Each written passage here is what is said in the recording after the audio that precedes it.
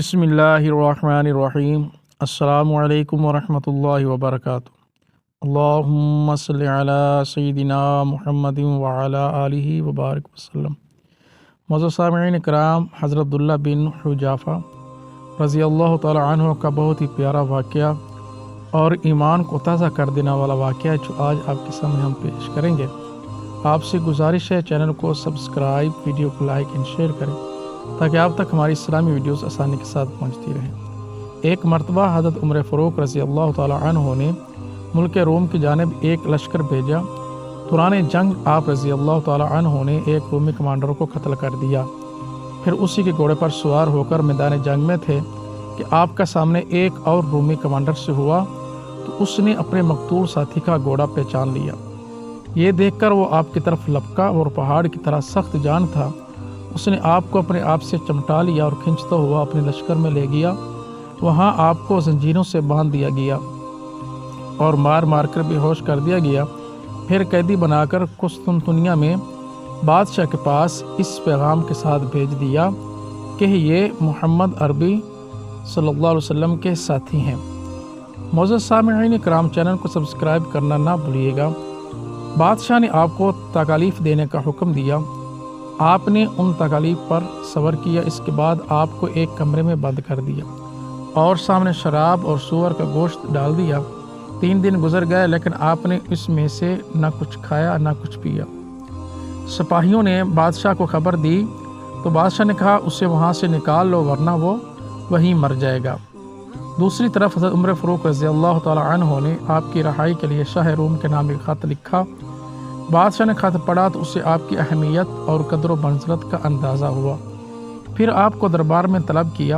आप फरमाते हैं मैं वहाँ पहुँचा तो बादशाह के सर पर ताज था और चारों तरफ सिपाही थे।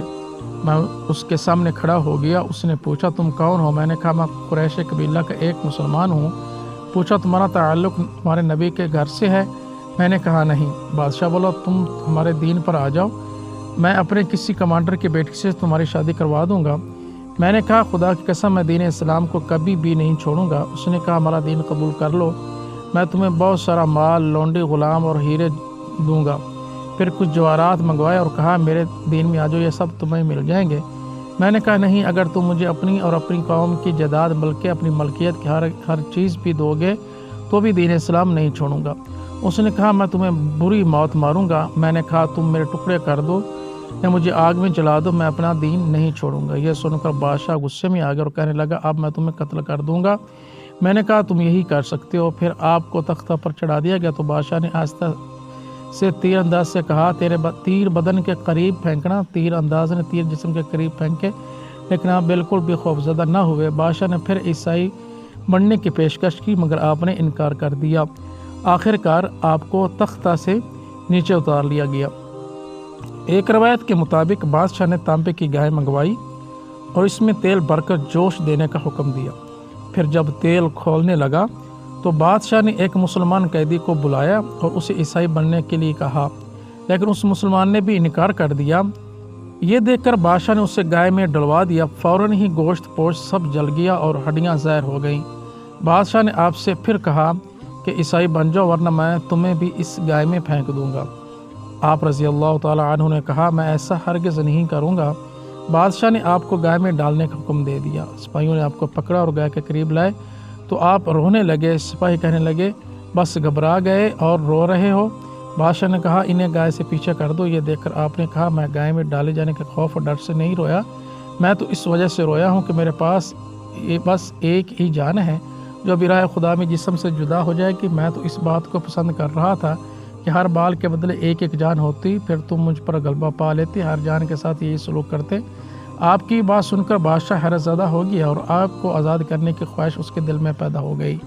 लिहाजा कहने लगा तुम मेरा माथा चूम लो, मैं तुम्हें आज़ाद कर दूंगा। आपने मना कर दिया और बादशाह ने कहा नसरानी हो जाओ, मैं अपनी बेटी की शादी तुमसे कर दूंगा और अपनी आधी सल्तनत तुम्हें दे दूंगा। आपने अब भी इनकार किया। आखिरकार वो कहने लगा मेरी पेशानी चूम लो, मैं तुम्हें तुम्हारे साथी 80 मुसलमान कैदियों को आज़ाद कर दूंगा। आपने कहा हाँ ये कर सकता हूँ। फिर आपने उसके माथे को चूम लिया। बादशाह ने अपने वादा पूरा किया और आपके साथ 80 मुसलमान कैदियों को रिहा कर दिया। بعض روایتوں میں 100 کا اور بعد میں 300 قیدیوں کا ذکر ہے، اور ساتھ میں آپ کو 30,000 دینار، 30 خادم اور 30 خادمہ تحفہ میں بھی دیں۔ آپ آزاد ہونے والے مسلمانوں کو لے کر بارگاہ فروخی میں حاضر ہوئے اور پوری تفصیل کہہ سنائی۔ حضرت عمر فاروق رضی اللہ تعالیٰ عنہ نے فرمایا، ہر مسلمان پر حق ہے کہ وہ حضرت ابن حذافہ کا ماتھا چومے، اور میں سب سے پہلے ابن حذافہ کا ماتھا چوموں گا۔ یہ کہہ کر فاروق اعظم نے آپ کا ماتھا چوم لیا۔ یہ دیکھ کر دیگر مسلمان بھی کھڑے ہو کر آپ کے سر کو چومنے لگے۔ بعد میں بعض لوگ آپ سے مزاح کیا کرتے کہ آپ نے ایک کافر کا ماتھا چوما تو آپ یوں فرما دیتے کہ اس ایک چومنے کے بدلے اللہ نے 80 مسلمانوں کو آزادی دلوائی ہے۔ اللہ رسول کریم صلی اللہ علیہ وسلم کی صحبت پانے والے صحابہ کرام کا ایمان کیسا مضبوط ہوا کرتا تھا کہ مال و زر، جائیداد، سلطنت، حسین عورتوں سے نکاح کی پیشکش بھی ہوتی تو ایمان کے مقابلے میں کسی پیشکش کو قبول نہ کرتے اور ایمان پر ثابت قدم رہتے۔ اللہ کریم صحابہ کے ایمان کے صدقے ہمارے ایمان کو بھی مضبوط فرمائے، آمین۔ آخر میں آپ سے گزارش ہے کہ چینل کو سبسکرائب، ویڈیو کو لائک اینڈ شیئر کریں تاکہ آپ تک ہماری اسلامی ویڈیوز آسانی کے ساتھ پہنچتی رہیں۔ السلام علیکم ورحمۃ اللہ وبرکاتہ۔